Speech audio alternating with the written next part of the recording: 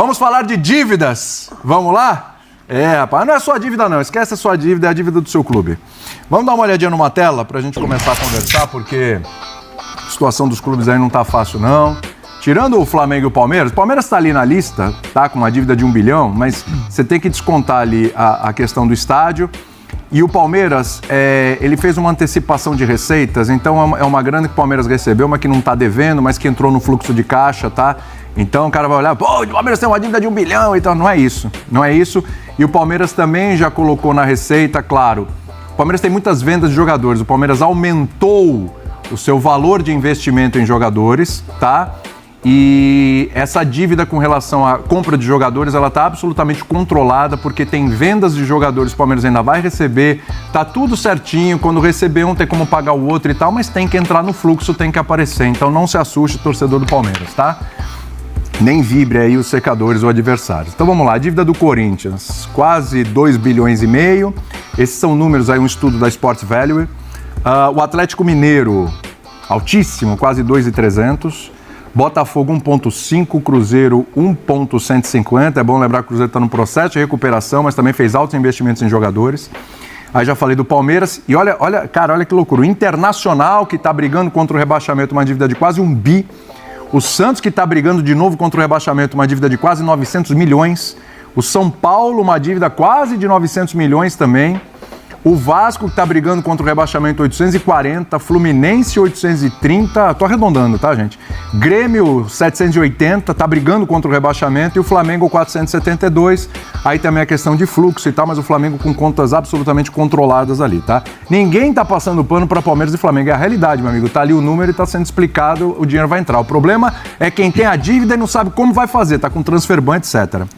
A gente já vai falar desses clubes endividados que estão lutando contra o rebaixamento, mas eu acho que tem 2 exemplos ali em cima de clubes que estão num enrosco danado, estão com transfer ban, são clubes gigantes, mas que estão com transfer ban, têm dívidas altíssimas, a do Corinthians então é absurda, né? E que estão meio sem horizonte, não sabe para onde vão correr para poder resolver isso, que são Corinthians e São Paulo. É curioso porque se você pegar uma referência, talvez a referência do Corinthians pudesse ser o Flamengo, pelo tamanho de torcida, por engajamento de torcida, por exposição de mídia, por valor de marca e tal, etc. Você podia ter o Flamengo de referência. E o São Paulo, por questão de número de torcedores também, exposição e tudo, tem uma relação, ele até divide muro com o Palmeiras, né? A pergunta que eu passo aqui, para a gente começar falando dos dois, e pode colocar outros clubes aí na conversa, é o seguinte: o Flamengo começou uma recuperação em 2013, em 2019... O Flamengo já era campeão da Libertadores com o Gabigol, com o Bruno Henrique, com a Arrascaeta, com o Diego Alves, com o Rafinha, com o Felipe Luiz, enfim, com o baita elenco. Vamos colocar aí 6 anos. Se o Corinthians, amanhã, no nascer do dia, mudou tudo, falou, agora o negócio aqui é sério, vamos começar, vamos para frente, daqui para frente é outra história, outra página. Modelo Flamengo. Em 6 anos o Corinthians consegue fazer o que o Flamengo fez? Não, boa noite. Boa noite. Não é o que quem vive disso, desse meio e conhece profundamente apresenta. Pelo seguinte, são números até fáceis de entender. A gente está falando de uma dívida e o mais importante é a relação entre receita e dívida. Você pode ter uma dívida alta, uma receita 2 vezes o tamanho da sua dívida fica pequena perto da receita. Você pode ter uma dívida menor, mas sua receita é pequenininha, ela é gigante, perto do que você vai arrecadar. Então, é a relação dívida-receita que é o mais importante. O Corinthians, por exemplo, tem uma dívida, 2,5 a relação. Isso. O pessoal pode falar, 2,5 você paga em 3 anos, só que você teria que, durante 3 anos, não gastar 1 centavo. Você não contrata jogador, você não tem time, você não joga, você não gasta nada como clube, você não paga nenhum profissional e aí entra zero. Zero, amigo. Então você precisa estar ativo, eu nem vou dizer se manter competitivo, tá? Porque é muito difícil competir reduzindo o investimento drasticamente. Porque para pagar a dívida você tem que reduzir o seu investimento no futebol, que é a maior parte do bolo, drasticamente. Corinthians, Atlético Mineiro, Vasco e Botafogo têm um nível de dívida dessa relação estabelecido como crítico. Crítico é o nível mais alto que tem. Então, É o sinal vermelho aceso. então, em 6 anos é muito difícil. Não rola 6 anos. Até porque os juros da dívida, ele é enorme. Não é que a dívida congela, a dívida ela vai crescendo. Só para você ter ideia, você falou do Corinthians. Isso. O Corinthians gasta 400 milhões de reais por ano no custo da dívida, nos juros. Juros, encargos financeiros, o custo bancário, 400 milhões. Só esse custo do Corinthians com a dívida é maior do que o orçamento do que 12 clubes da Série A. Então o Corinthians gasta Bahia, estou falando que este custo, esses 400 milhões, eles representam mais do que o Bahia arrecada. Mais do que o faturamento anual do Bahia. Mais do que o Bragantino, por exemplo, para dar 2 aqui. Então você gasta um Bragantino por ano só para manter a dívida estática, o que não acontece. Porque ela vai crescendo em outros gastos. Contrata não parou jogador, de crescer, parou. Continua fazendo, senão não chegaria a quase... Porque assim, esses números são de 2025. Isso. Porque são os números que foram publicados pelos clubes em 2026. Então, os números em 2027, nós saberemos o que aconteceu esse ano. Então, ainda pode estar até maior. Sim, porque a chance de aumentar a dívida é muito maior do que pagá-la. Sim. Concorda comigo? Sim. Então, e aumentar a receita também. Então, cara, você já imaginou um clube que gasta mais de R$1 milhão por dia só no custo da dívida? Você acha que é possível resolver o problema em 6 anos? Não é. Fala-se, até a galera, assim, o pessoal da Safiel, que é a única proposta que existe no Corinthians, é a única, não tem outra. Fala em 10 anos, assim, com este formato aqui. Agora, se você tiver um investimento, um aporte, aí você trata de outra maneira. E o aporte pode vir de duas formas. Uma isso é perigoso, porque na verdade eles estão levando o clube para um nível tão muito mais que crítico, né? Sim. Para mim, eu chamaria de não retorno. Não tem mais como retornar. Sim. Por quê? Amanhã aparece um dono para o clube. E esse dono vai trazer um monte de gente que o torcedor quis ver fora ou que já foram expulsos. Você traz de volta. Então, assim, é tudo... Né? Sim. Você sabe como as coisas são manipuladas. Sim. Então, para que não ocorra isso esses 10 anos, você teria que ter um aporte muito grande e criar. E de onde ele vem? Ou ele vem de um projeto que existe, que é uma possibilidade, não é uma certeza, ou ele vem de um dono salvador. Que aí você não sabe também. Você também não sabe. Que aí a gente já tem exemplos, inclusive, de SAFs que tivemos problemas seríssimos. O torcedor não gosta que fale disso. Na semana passada eu falei. Aí você tem 2 times, aqueles que sabem e entendem que a coisa está feia, que ela vai piorar e que a instituição corre risco, e os ingênuos emocionados, que eu chamo, que só olham cortes e aí ficam, falou mal do meu clube e tal, e não percebeu que o clube dele já faliu. Quem devia, eles deveriam cobrar os dirigentes que levaram os clubes a esse tipo de situação. Esses saem ilesos. A gente não tá falando aqui de qualquer clube. A gente começou falando aqui de Corinthians, São Paulo, e durante o programa vamos falar de Vasco, de Inter, de Grêmio, de Santos. Olha o tamanho desses clubes, olha onde eles se enfiaram. E é um clube que tem um dos maiores potenciais de crescimento do mundo, pelo o tamanho que ele é hoje e pelo que ele poderia ser. Sem dúvida. Então, como negócio... E o São Paulo, Birner? Porque, por exemplo, estava vendo ali até com o nosso Dimas lá na produção, quando fiz a referência com o Palmeiras ali, e o Paulo Nobre, quando ele assumiu o Palmeiras, e o Palmeiras não saiu voando assim ainda, teve um ano que o Palmeiras brigou contra o rebaixamento e tudo, fazer alguns investimentos, ele pôs dinheiro do bolso, todo aquele esquema que a gente já sabe. Ele gastou dinheiro e montou um time com jogadores que não davam conta. Exatamente. O Campeonato Brasileiro veio tendo aqueles jogadores do Vélez na época. Exatamente. Não é que não investiu. Exatamente. E quando eu falo, a gente sabe todo o esquema, qual foi o esquema, às vezes as pessoas entendem por um lado negativo. Não é esquema, trabalho, planejamento ali, como é que foi. E o Palmeiras ali em 2015 já foi campeão da Copa do Brasil, chegou Dudu, já melhoraram os investimentos, 2016 campeão brasileiro, e a coisa foi. E a coisa andou com administrações que deram sequência a um bom trabalho. Gagliotti, Leila, goste ou não goste, reclame ou não de algumas coisas, a coisa seguiu, o Palmeiras está aí onde está. O São Paulo, dívida do Palmeiras 311, a do São Paulo é 850, né? Quanto tempo poderia levar para o São Paulo voltar a ser algo próximo daquilo que a gente já viu que o São Paulo foi, Birner? Bom, primeiro vai se cumprimentando todos e todas. Eu não posso precisar o tempo. O que eu digo é que eu não acredito que no modelo associativo, olhando São Paulo hoje, isso vai acontecer algum Acho dia. que a saída para o São Paulo é SAF. Eu acho que o São Paulo institucionalmente acabou. Tá. Acabou. Acabou. Acabou porque o São Paulo é um clube sem ideias para mudar. E com pessoas lá de dentro, inclusive as bem intencionadas e honestas, com ideias, na minha maneira de ver, antigas. Por exemplo, eu conheço pessoas que conversam muito com as pessoas que querem ser presidentes do São Paulo no final do ano. Algumas hipóteses, não tem candidatura oficializada. O discurso é muito parecido. Vamos diminuir folha de pagamento do elenco, não sei. Não é isso. Você tem uma dívida de 850 milhões, 900 milhões, com uma dívida bancária alta.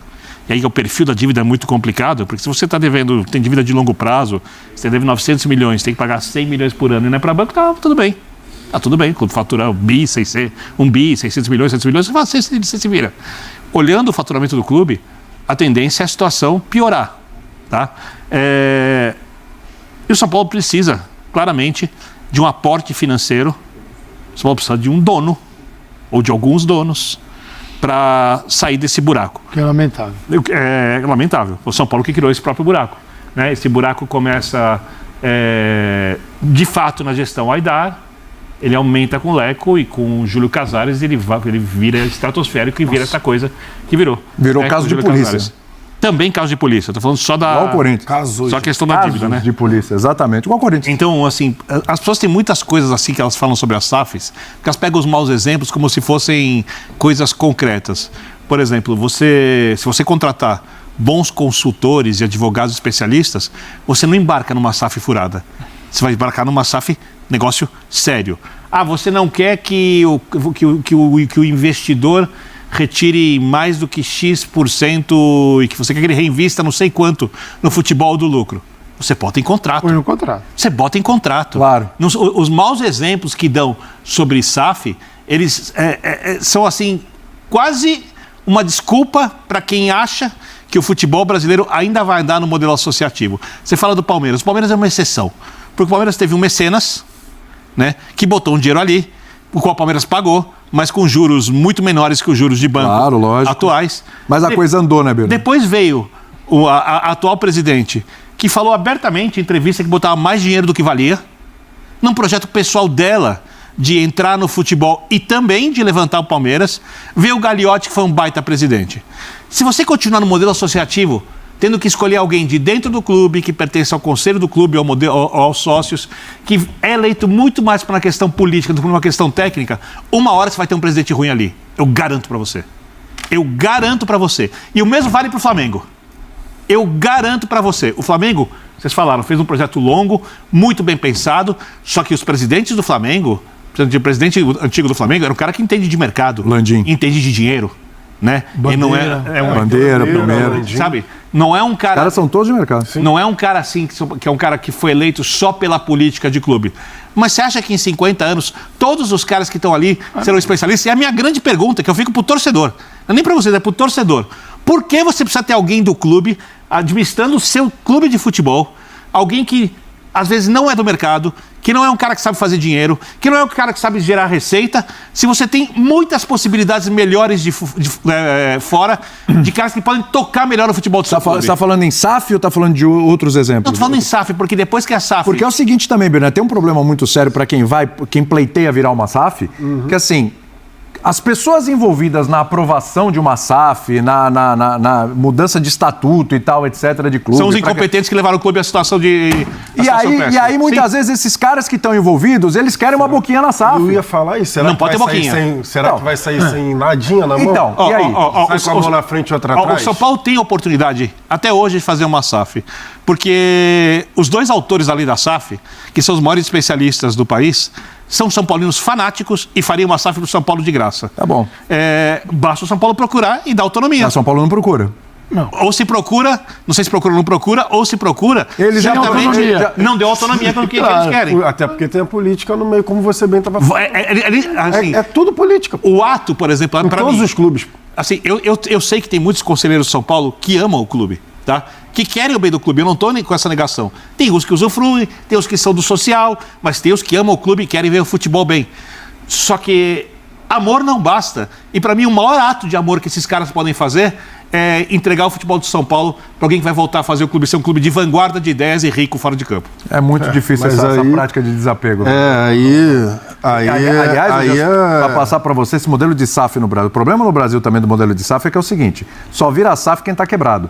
Sim. Não Mas tem- além- não- mas- não- mas- muito, né? mas eu dou informação. Muito quebrado. É isso. Além- Ah, tô quebrado. Aí William. vende por 2 mariolas e uma coxinha William. e pronto. Aí William, pronto, virou eu SAF. conversei já Solucionou. com, eu E não é conversei bem. com o Dr. Rodrigo Monteiro de Castro, inclusive na confecção, quando ele estava fazendo a lei. Que é o Dá para provar. junto com o Mansuru. É o maior especialista que tem, o autor da lei da SAF. A SAF foi feita para levantar clubes e para enriquecer mais os ricos. Só que quem está rico não precisa abrir mão do poder. Exatamente. Fala, Jailson. Boa noite. Então, boa noite, William, Birner, Calçade, boa noite, fã de esporte. Assim, a questão do amor que o Birner tá falando, pra mim, vai naquela questão de utopia, né? Sinceramente, porque é o pessoal que é viciado no poder, né? Eu sempre falo isso em relação ao rap, enfim, que a gente escuta aí.